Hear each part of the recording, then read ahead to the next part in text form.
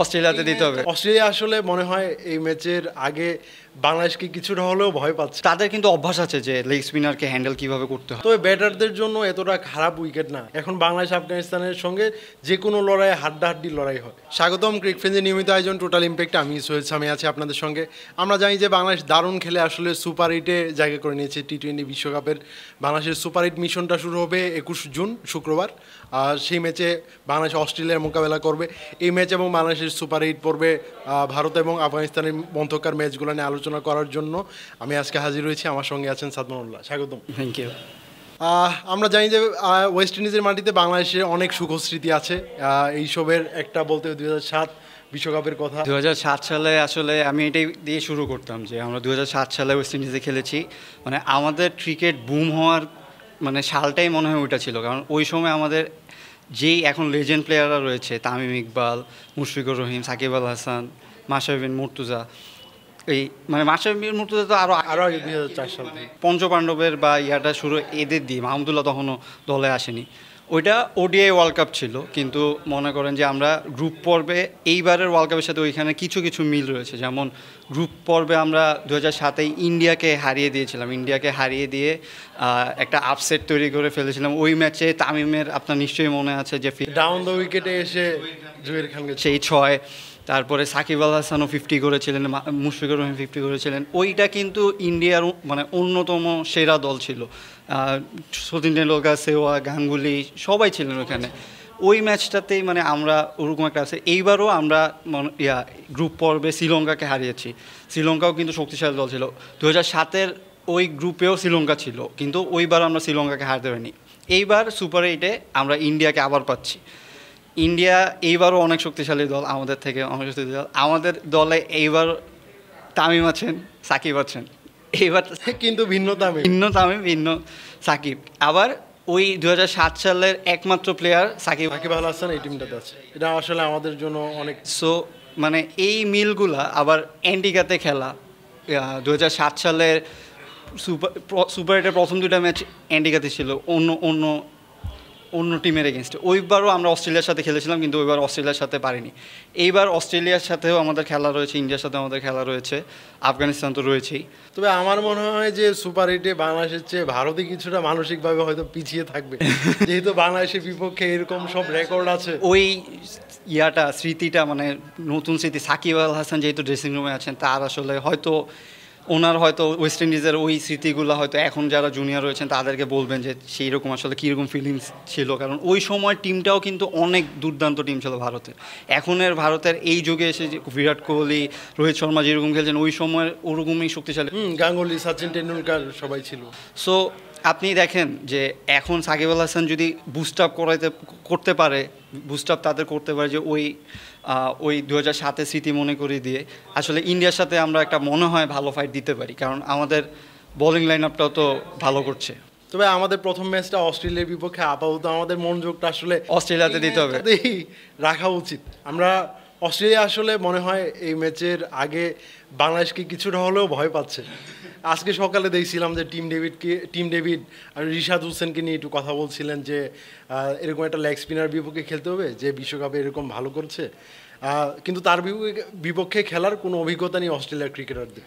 এটা কি তাদেরকে পিছিয়ে দিচ্ছে কিনা? না, তারাও তো বলেছে, সে বলেছে যে আমি আসলে চিন্তা করছি না, আমরা হয়তো তাকে নর্মালি হতে বলি। আপনি একটা জিনিস দেখেন যে অল আউটে এটাকে যাবে তার। হ্যাঁ, তাদের দলে কিন্তু অ্যাডাম জাম্পার রয়েছে, যিনি দুর্দান্ত লেগ স্পিনার রয়েছে। সো তাদের কিন্তু অভ্যাস আছে যে লেগ স্পিনারকে হ্যান্ডেল কিভাবে করতে হয়। টিম ডেভিড নিজেও লেগ স্পিন ট্রাই করছেন। হ্যাঁ, এইবার এই টুর্নামেন্টে অ্যান্টিগাতে 4টা ম্যাচ হয়েছে এখন পর্যন্ত গ্রুপ স্টেজে। ওইখানে কিন্তু 2 লেগ স্পিনার, ইংল্যান্ডের আদিল রশিদ এবং অ্যাডাম জাম্পা, দুইজনই কিন্তু 4টা করে উইকেট পেয়েছিল। যদিও এই গ্রাউন্ডটি বা এই পিচটি পেস বান্ধব, তো তারপরে ছোট দলের এগেনস্টে খেলা হয়েছিল, তো হয়তো লেগ স্পিনার। তবে ব্যাটারদের জন্য এতটা খারাপ উইকেট না, যেহেতু জানি যে হ্যাঁ স্পোর্টিং উইকেট 170 180 রানও এই মাঠে মানে অনায়াসে করতে পারে যে কোনো দল।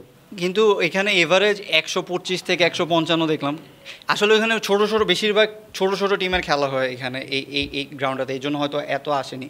এখন কালকে যদি আগে অস্ট্রেলিয়া ব্যাটিং করে তাহলে হয়তো মানে একটা বিগ স্কোর যদি আমরা যদি ব্রেক থ্রু আগে না আনতে পারি তাহলে হয়তো তারা একটা বিগ স্কোর এখানে করতেও পারে। এটা একটা তো বাংলাদেশের লক্ষ্য থাকবে যত কম রানে অস্ট্রেলিয়াকে আসলে আটকে রাখা যায়। যদি অস্ট্রেলিয়া আগে ব্যাট করে তাদের ব্যাটিং লাইন আপটার কথা বলতেই হয়, যেখানে ডেভিড ওয়ার্নারের মতো ব্যাটার আছেন, Matthew ওয়েড, Mitchell Marsh, Travis head আছেন ওপেনিংয়ে, আর স্টোয়নিস লাস্টের দিকে আসলে দারুণ একটা পার্থক্য করে দিত। সে তো এসে এবার তো খুবই দুর্দান্ত খেলছে। তো অস্ট্রেলিয়ার সাথে আসলে আমরা কম্পারিজনে গেলে আমাদের আসলে অনেক ল্যাকিংস থাকবে, অনেক দেখা যাবে। ওই কম্পারিজনে গেলে বাংলাদেশ হয়তো বা অনেকটা পিছিয়ে যাবে, অনেকটাই পিছিয়ে যাবে। এটা আসলে কিছু নেই, আসলে আমাদের ওই দিনটাতেই ডেলিভার করতে হবে, কারণ আমাদের বোলিং লাইন আপটা এখন অনেক স্ট্রং।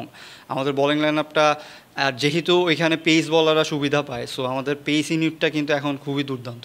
শরীফুল হয়তো মানে ইনজুরি থেকে প্র্যাকটিসে ফিরেছেন, তাকে হয়তো দলে নেওয়া যেতে পারে একজন এক্সট্রা পেস হিসেবে, বা যেহেতু ওদের দুইটা ওপেনার লেফটি, সো আমরা মাহাদিকেও ট্রাই করতে পারি যদি সে। বাংলাদেশের টিম ম্যানেজমেন্ট আসলে তারা কিরকম একটা কম্বিনেশন তারা আসলে ভাবছে, এটা আসলে অনেক বড় বিষয়। তারা কি আসলে অস্ট্রেলিয়ার মতো দলকে পেসারদের দিয়ে চাপে রাখতে চায় কিনা, নাকি একটা এক্সট্রা স্পিনার খেলবে চাপে রাখতে চায় কিনা, এটা আসলে দেখার বিষয়। হ্যাঁ আসলে মানে আমাদের আসলে যেহেতু টপ অর্ডার আমাদের ফর্মে নেই, ব্যাটাররা আসলে মিডল অর্ডারে একটু করতে করছে বোলার, আমাদের আসলে বোলিংয়ে ফোকাস করতে হবে। আমাদের বোলারদেরই আসলে এই ম্যাচটা জিততে হয়, বোলারদের পারফর্মই করতে হবে। ব্যাটাররা পারফর্ম করে জিতে, এটা আমাদের জন্য বোনাস। তাহলে তো মানে জিতাটা অনেক ইজি হয়ে যাবে।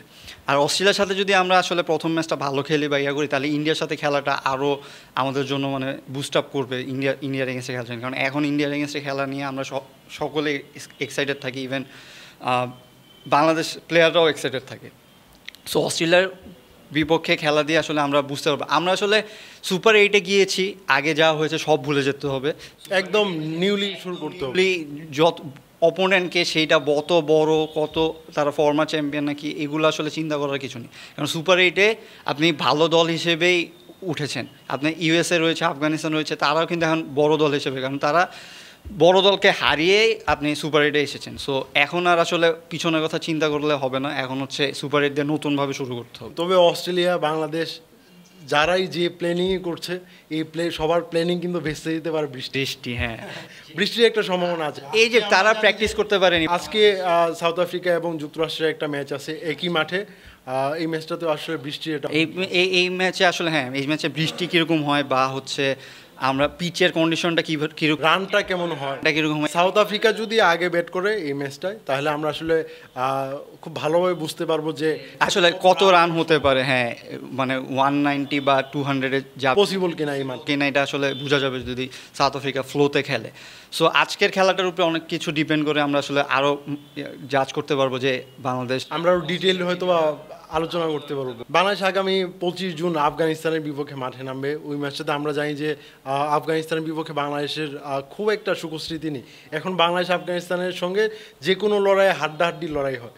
তাদের দলে বিশ্বমানের বেশ কয়েকজন স্পিনার আছেন, রশিদ খান, মুজিবুর রহমান ছিটকে গেছেন, কিন্তু বাকিরাও, নূর আহমেদ রয়েছেন। কিন্তু এবার পেসাররা, আফগানিস্তানের পেসাররা ভালো করছেন না। ফজল হক ফারুকী তো হচ্ছে, Fazal Haq Farooqi top highest wicket taker এবার ওয়ার্ল্ড কাপের। তারা কি আসলে পার্থক্য করে দিতে পারবেন মনে হয়? অবশ্যই। আপনি আফগানিস্তান যেরকম ফর্মে রয়েছে বা রয়েছে, তখন আমরা আসলে দুইটা ম্যাচ খেলার পরে আমাদেরও আসলে মেন্টালি আমরা কীরকম থাকবো আফগানিস্তানের এগেইনস্টে।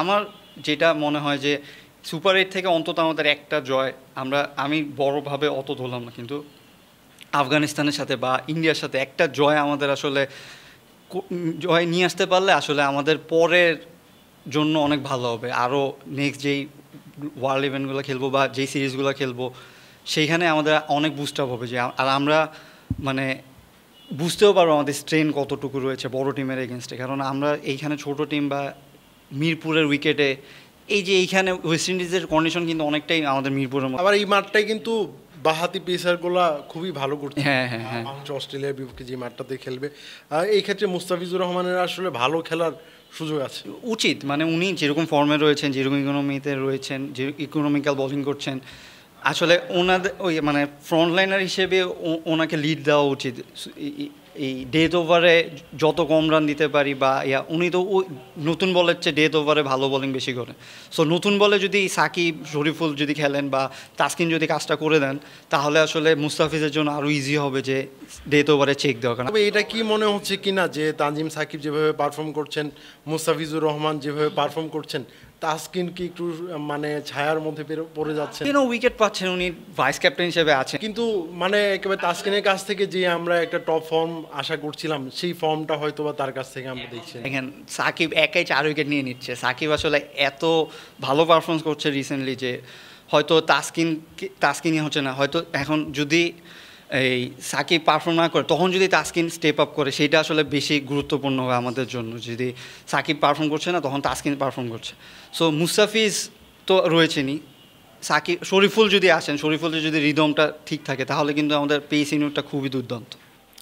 তবে সব মিলিয়ে মনে হয় যে বাংলাদেশে একটা দারুণ ফাইট দেওয়ার জন্য আসলে হ্যাঁ, আমাদের মানে নতুন করে চিন্তা করতে হবে আসলে যে সুপার 8 আর কিছু আগে যা হয়েছে হয়েছে, পরে কি হবে সেটা। তবে শান্তদেরও উচিত, শান্ত লিটন দাস তারা তাদের ফর্মটা দেখাতে পারছেন না, আর সুপার হিটটা আসলে তাদের সুযোগ যে বিশ্বমঞ্চে তারা পারফর্ম করতে পারেন এটা আসলে প্রমাণ করার জন্য। আর বিশ্বকাপের পরে আসলে আমরা রেড বলের সিরিজ খেলবো বেশ কয়েকটা। এর আগে আমরা সীমিত ওভারের ক্রিকেটে ওরা যদি এই টুর্নামেন্টটা একটু ভালো করে, তাহলে পরবর্তীতে হয়তো 6 মাস 8 মাস 1 বছর তারা এই ফর্মটা নিয়ে আসলে আত্মবিশ্বাস পাবে যে আমরা যত আশেপাশে মনে করেন যে সাইড টক হচ্ছে বা টিম ম্যানেজমেন্ট থেকে হচ্ছে, অনেক কিছুরই আসলে ইমপ্রুভমেন্ট হবে। কিন্তু আমাদের আসলে গ্লোবাল ইভেন্টে বা সুপার হিটে যে বড় টিমগুলো এগেন্সটে ভালো খেলতে হবে। ভালো খেলার মানে যদি না খেলি তাহলে আসলে এক পোর্শন দিয়ে হবে না আপনার। এই যে একটা পর্ব শেষ হয়ে গেছে গ্রুপ স্টেজ, আমাদের টপ অর্ডার এখনও আসেনি, সঠিক জায়গায় নেই, আসতে হবে। মানে না আসলে আপনি আসলে কতদিন এইভাবে আপনি এই বছরের অর্ধেক শেষ হয়ে গিয়েছে, সামনে আর অর্ধেকে। এই বছর কিন্তু কোনো ব্যাটারি আহামরি তেমন কিছু করেনি এখন পর্যন্ত। সো এই ওয়ার্ল্ড কাপে লিটন বা শান্ত এদের এখন আসলে ফর্মে ফেরা ছাড়া আর আসলে কোনো উপায় নেই।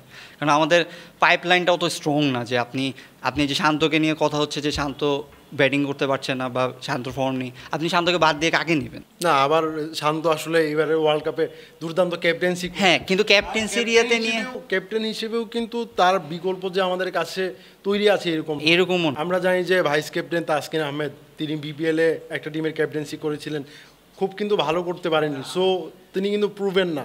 শান্ত যেহেতু এজ এ ক্যাপ্টেন হিসেবে ভালো করছেন, আমার মনে হয় যে তার উপর সেই আস্থাটা অন্তত আরও কিছুদিন রাখা উচিত। না, ওনার যেহেতু মানে ক্যাপ্টেন্সির সেন্সটা খুব ভালো, ওনার আসলে ওনার হয়তো আমার যেটুকু মনে হয় যখন সাকিব ক্যাপ্টেন ছিল তখনও কিন্তু শান্ত ভাইস ক্যাপ্টেন হিসেবে ওনাকে অনেক পরামর্শ দিয়েছে। গত ওয়ার্ল্ড কাপেও আমরা দেখতে পেরেছি টাইম আউট ইনসিডেন্টটা পুরোপুরি শান্তর আইডিয়া ছিল।